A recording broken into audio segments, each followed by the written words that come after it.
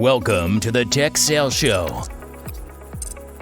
where we are dedicated to making you a better tech seller, sharing tried and true sales strategies and answering your questions weekly.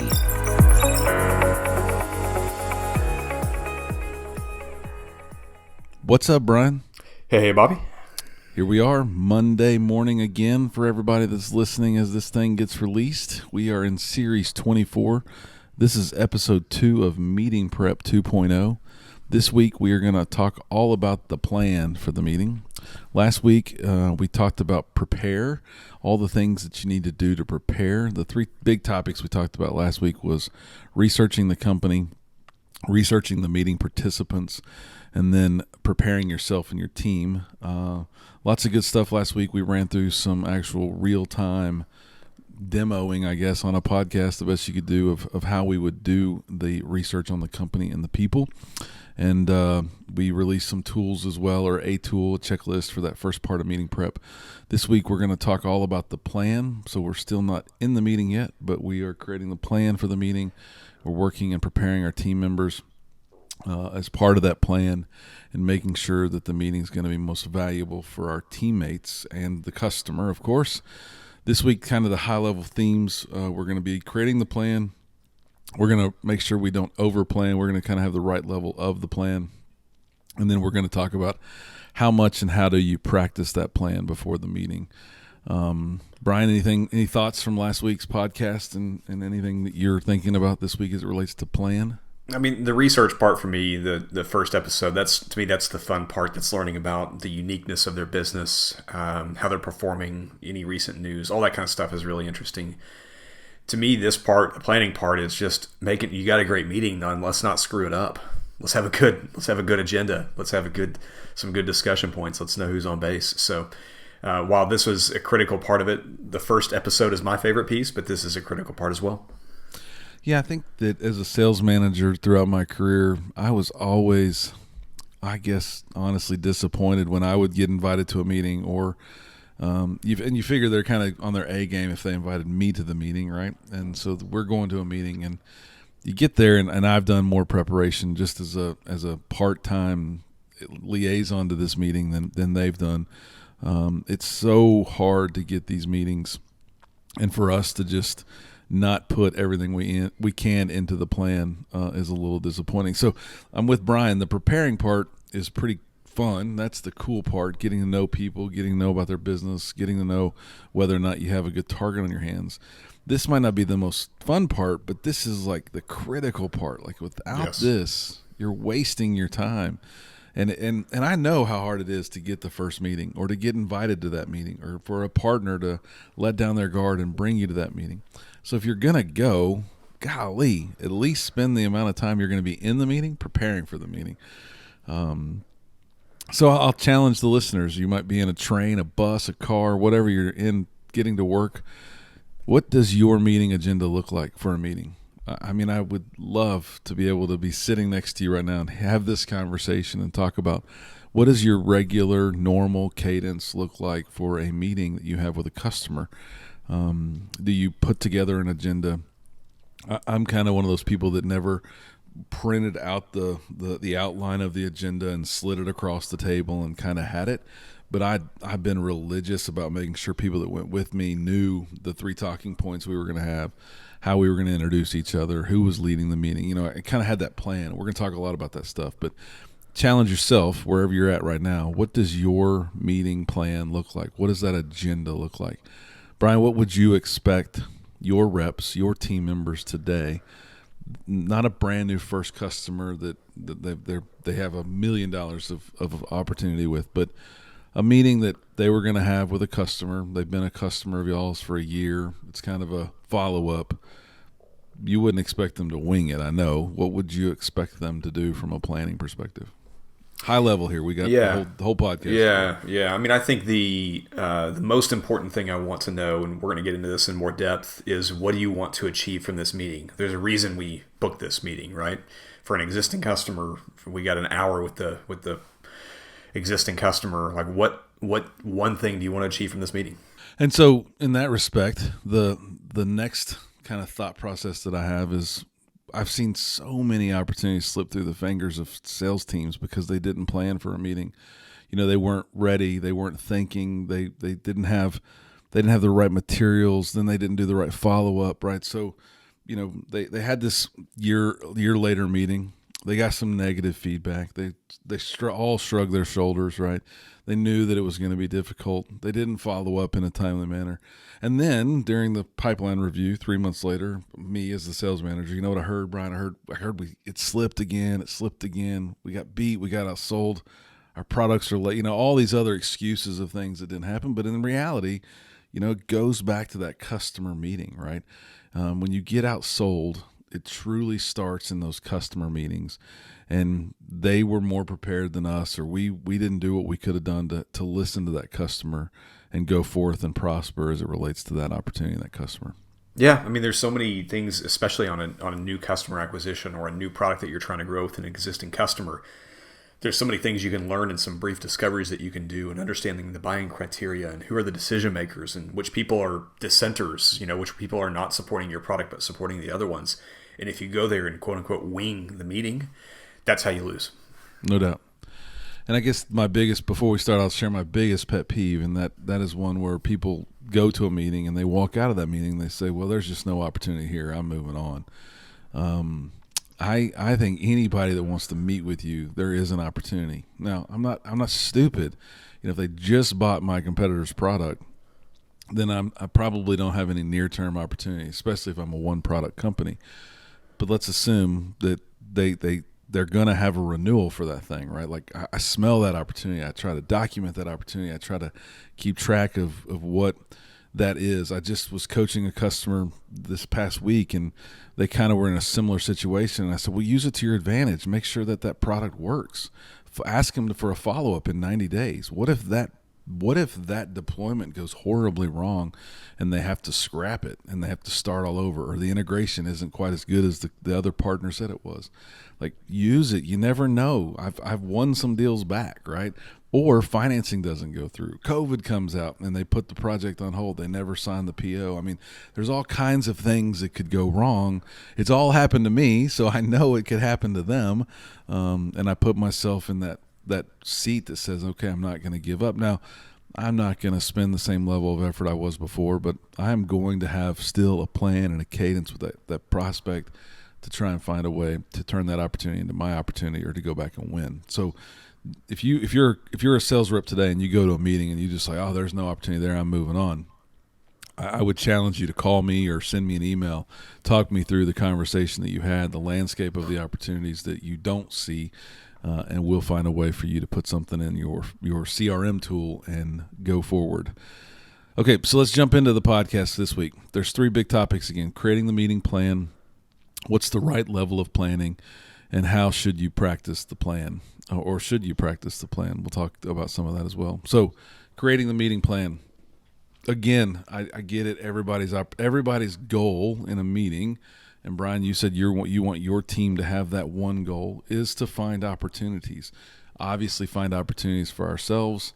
Hopefully, help our partners finding those opportunities, but finding a way for us to generate some revenue for our company or companies, and create some commission. No question. But most meetings don't probably start with the home run opportunity, right, Brian? Like, sure, we've had many of these conversations, but we're looking to create a lot of other things, or find a lot of other things as part of this plan. If this is a fairly new prospect or customer, we've maybe met once or twice. We kind of know the landscape of what they're doing, who the incumbents are, how and what they do with partners and or our ecosystem. There's a lot of things that I want to accomplish to kind of continue to build that relationship that aren't necessarily just revenue generating opportunities. I know we've talked about this a long, long time ago, Brian, but what are some of your thoughts as it relates to uncovering things that aren't opportunities that we would load in our CRM tool? Yeah, it could be any number of things. Let's say it's a existing customer. You could be looking to get a referral from them. You could look for getting the introduction into a new business unit. Maybe you've been kind of stuck in IT for a long time and you're trying to get into the operations side to, uncover some new needs out in that part of the business. Maybe you have a new product line. Maybe they own your core product and you've expanded the product and you want to introduce them into what that new product can do and how it can tie into their business and solve some challenges they might have. Yeah, I mean, this could be a really long list. Obviously, you're going to have an executive come to town. You could just seek to understand how important would that be to them to meet your leadership team.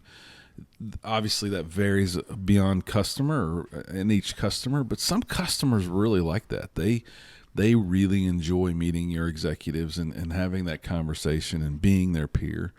I guarantee you a specialist team wants to meet with this customer. So your support team, your server team, your storage team, whatever teams you have, they want to meet that partner. Maybe it's time to introduce a partner. Go ahead, Yeah. Brian. Yeah. And if it's a new customer, or a potentially new customer, prospective customer, then it's you want to understand, like, let's say there's a project coming on. It's a great opportunity to understand their evaluation plan. How they decide to go through this buying process. Who's going to be a key decision maker in this process? Are there any early supporters, any early detractors in the process? So just kind of understanding the core process, which again goes back to your earlier point, Bobby, about just how you win or lose. It's by understanding the process and then adjusting it to put yourself in a more advantageous position. Well, as you bring that up, I'm thinking, okay, I just lost. We just got told we are losing, and we're in this meeting, or we're going to have that meeting to be told we're lost. And it's a great opportunity to talk about why they chose that other team. How did you go through that process? What was the decision? You might not have had access to power. How did they get access to power? There's just a myriad of opportunities to talk about things that aren't revenue-generating opportunities. Yeah, what if there was a misunderstanding? What if they thought your price was X, or if they thought your capabilities were Y? It could be an opportunity to get back into the opportunity. And I probably have had less than a 5% success rate flipping any of those conversations and winning the deal, but I have had 5%, right? Like, I have won those opportunities. They have, most of the time when I have flipped those deals, the customer has had to bear a heavy burden because they've already told the other people they've won. You're always being told you lost second. The winner's always been told first. And that's a pretty big burden to bear for the customer because they have their own egos and their own trust that they want to maintain with those partners. But it is possible, and you need to ask those questions. You need to understand for sure. But the list could go on, and these need to be part of your plan, right? So we're talking about creating this meeting plan. You can't wing these things. I kid, but the reality is it took me decades to get to where I could even think through all these things and prepare. If you're new to sales, you definitely need to go download our tools, techsalesshow.com/tools.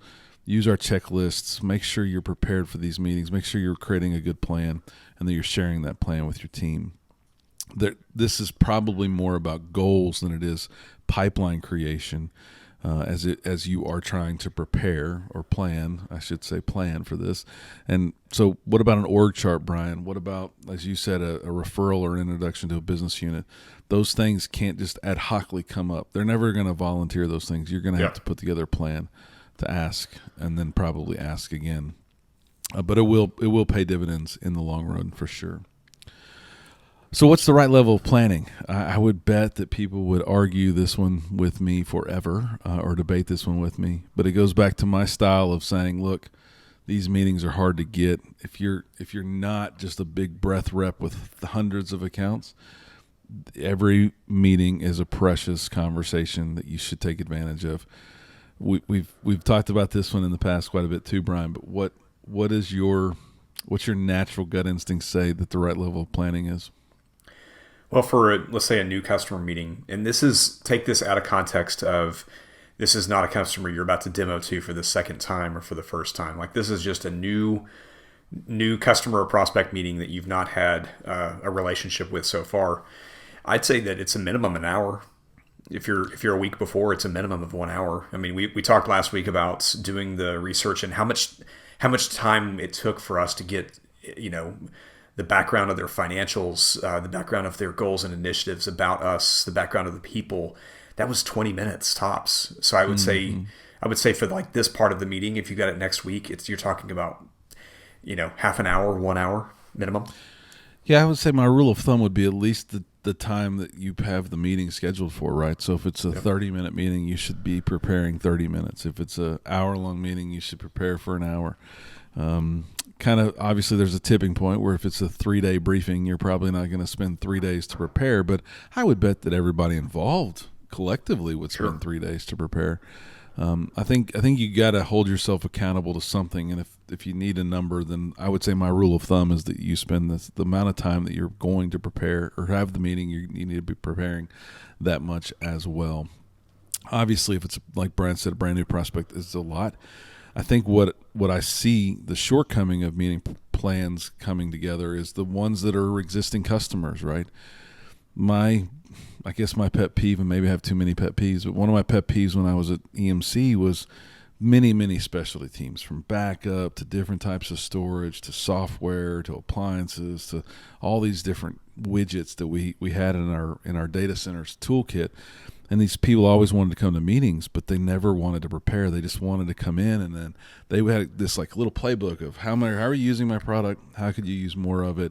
And when's your renewal? I'll forgo your maintenance and upgrade you. Yeah. And I think this is where you can add some time to it. This is where it becomes more challenging for those that are working in kind of a matrix organization, because you do need to set up briefing calls with these people to give them the background on the customer, especially if they're new to your team or new to the region. They need to understand the context behind why this meeting was even set up in the first place before they walk in trying to spew their SKUs. Yeah, and so they would come in and spew their SKUs, or they would say, "Look, I ain't got time. I got so many meetings. Why don't you see if they want me to come talk to them, and I'll come talk to them." We're not that special as salespeople. Like, I'm never gonna say, "Hey, DirecTV, why don't you come talk to me and sell me some of your stuff?" Like, it's just not gonna happen, and neither are customers gonna do that with you. And I don't care if you didn't get paid on the commission for the last kit that they bought. It's your product. It's our company. We got to show that. And so we need to go check in on current state and then figure out how we can go sell more of it. And that's those teams. So they need to prepare. And it was always frustrating they wouldn't prepare, or they would just want to meet in the coffee shop before. We know that 30 minutes before, and they want to cram in everything, and then they want to own the whole meeting. So it is essential that in these recurring meetings with customers that you do business with, that you have a plan. I mean, we can't just keep doing the same thing we've been doing for the last decade and expect to grow our footprint. Their ergonomic growth does not mean that we're selling more stuff. They're just growing. Like, how do we come up with a plan? When are their executives coming to town? What kind of briefings do they have? What kind of corporate stuff do they have? We should be able to find a way to use those people on our team to grow the opportunity within that customer. So while it might be a brand new prospect, we should spend a lot of time. I think you still need to spend a quality amount of time if it's a recurring meeting with an existing customer. And maybe my rule of thumb would get cut in half there, where if it's an hour-long meeting, maybe you spend 30 minutes, but you got to spend it with the people that are going to participate. Agreed. So there is a level of over-planning, and I think I've seen this with new reps throughout my career. The new rep comes on the team, they get a list of customers, and they stay in their cube, and they plan, and they plan, and they plan, and they plan, and they plan, right? So it's pretty much you as a sales rep, your job is to be in front of customers, not just to sit around and plan. So you could over-plan, don't over-plan, set the meeting, spend no more than the time that you have in that meeting to plan, and then go get that meeting. Brian, let's talk through a level of planning we would really do for our next meeting. We were talking about 3 types of customers: new prospect, recurring customer, executive briefing or visit. You pick one, and let's go through kind of a real time, not the whole hour that we would prepare, but a real time example of what we would do. Yeah, let's do it. So for a new customer meeting, for me, the things I'm thinking about are what customers do we have that are similar in their industry, right? Now I'm doing some of this stuff on the previous, kind of what we talked about in episode 1, but I'm going to spend about an hour working through like who are the similar customers in case they ask me, do you work with so-and-so, or what other credit unions do you have a relationship with? I want to have that kind of ready to go. I want to know, what we talked about before, like what is the core thing that we want to get out of this? Is this understanding the evaluation plan? Okay, well, what if they say the evaluation plan is to make a selection next month, and they're going to go through a demo process, and they don't have discovery plans? how are we going to position discovery in this process? How are we going to add that in? If they have a goal to go live in November, but we know that's not possible, we kind of caught word through the grapevine that and we need to get them live in January so that we can be successful too.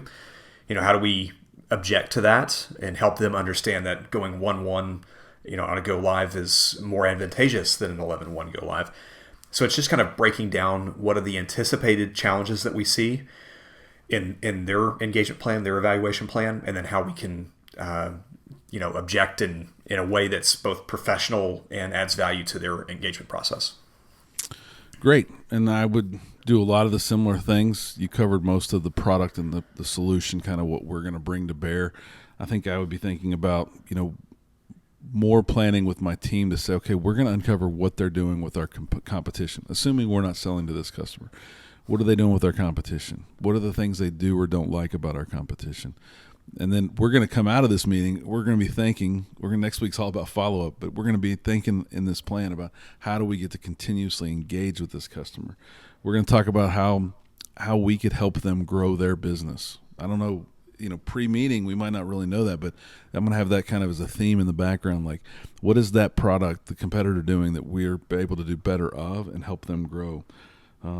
What's one thing they don't know about us that we can help them with? I think there was always this theme or thought process when we were at Microsoft that we kind of sold Windows and Office, and we always had a new line coming. And I enjoyed going to a customer meeting, kind of asking them when we first introduced Link to the customer or Microsoft Communicator, how are you currently using your phones today? Why is a Microsoft rep asking me about my phone system, right? It was a great opportunity to kind of start a whole new dialogue, get an introduction to someone completely different in the organization, and start a conversation that would maybe bring me back to the Windows and Office conversation. I think engagement's key with these customers. So I'm going in with a plan of making sure I have my next meeting. It's probably going to be with a new prospect like this, a lunch, get a team together, kind of do a lunch and learn of some sort, something to make sure we have some next steps engagement. I might invite them to an event that's going to be part of my plan. I might not be the one that invites. I might ask that specialist or that partner to invite, but it's going to be clearly part of my plan. And then any other little topics like that have to be planned for and set up. That those things could be part of a new meeting, could be part of that recurring meeting. A little bit about a briefing, Brian. I know we probably all have horror stories, but what would your de facto minimums be if you were going to take a customer and a virtual team of people to a briefing center? How many phone calls would you have? How much prep would you do? Not in minutes or days or hours, but what are your gotchas that you're making sure you're covering before you go to that briefing or that executive visit? Well, I mean, the way you have to look at these is it's while it's going to be incredibly impactful for your opportunity, it could also be very negative for your career. So this is one of those really challenging ones to where you're what do I say? You're getting a little close to the sun in these executive briefings. So you've got to be really well prepared for it. I mean, for me and for my team, it's a minimum of 4 hours worth of work to get ready. And it's a lot of vetting the agenda. Like there's nothing worse than having 8 people fly into a city that they don't live in and spend 2 or 3 days and then completely object to the agenda or say this is not relevant. Why are we covering this? Meanwhile, you have executives that have taken time out of their day on your company's side to come speak to them. And it just shows that you're not a very organized person. Not to mention it's not hitting the mark with the customer. Yeah, I think that's the two big ones in my head is one, making sure the customer's bought into the agenda. And that's a little scary because you're wanting to sell them new product and they're going to say they don't want to hear it. So you got to kind of learn how to balance some of that conversation or that prep and planning. And then the people that you're going to have speak, even executives, they have an agenda and they want to push their wares and the solutions that they're going to get paid on. The higher up they go, the less they're going to be singularly focused. But I have had literally people in briefings say the exact opposite thing that we agreed they were going to say, just so they could sell something. And what did it hurt them? I mean, they're going to see this customer once and they moved on. Shame on them. It probably hurt their career, not mine. But you got to plan for those bigger meetings as well and make sure people are bought in and are going to say and do the right things. But most importantly, that the customer is going to get value out of it, or you wasted your time.